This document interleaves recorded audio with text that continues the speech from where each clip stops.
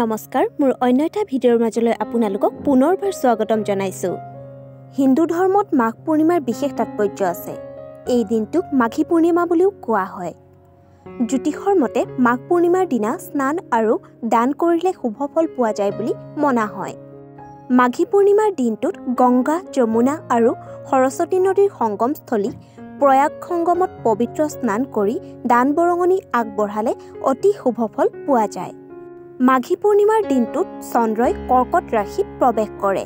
গতিকে মাঘ পূৰ্ণিমাত পবিত্ৰ স্নান কৰিলে সূৰ্য আৰু চন্দ্ৰৰ লগত জড়িত সকলো সমস্যা দূৰ হয় বুলি বিশ্বাস কৰা হয়।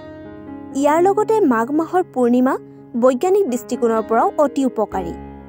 কোৱা হয় যে এই মাহে মানুহক পৰিৱৰ্তিত ঋতুৰ লগত খাপ খাবলৈ সহায় কৰে। ফলত মাঘী পূৰ্ণিমাত স্নান কৰি শৰীৰে শক্তি লাভ কৰে। আহকচোন জানো মাঘী পূৰ্ণিমাৰ দিনা কি কি কৰিব লাগে।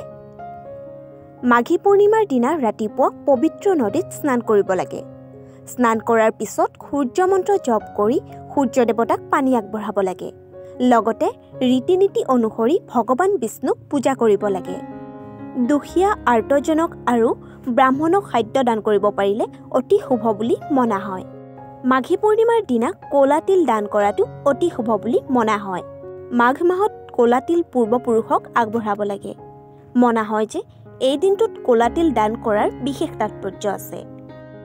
ধৰ্মীয় বিশ্বাস অনুসৰি মাঘী পূৰ্ণিমাৰ দিনা কাপোৰ কানি, খাদ্য, লাড়ু, গুড়, ঘিউ, ফল মূল, শস্য আদিও দান কৰিব পাৰিলে অতি শুভ ফল পোৱা যায় বুলি মনা হয়। আশা কৰোঁ ভিডিঅ'টো চাই ভাল পালে। যদি ভিডিঅ'টো চাই ভাল পালে তেন্তে লাইক, কমেণ্ট, শ্বেয়াৰ আৰু চেনেলটো ছাবস্ক্ৰাইব কৰিবলৈ কিন্তু নাপাহৰিব।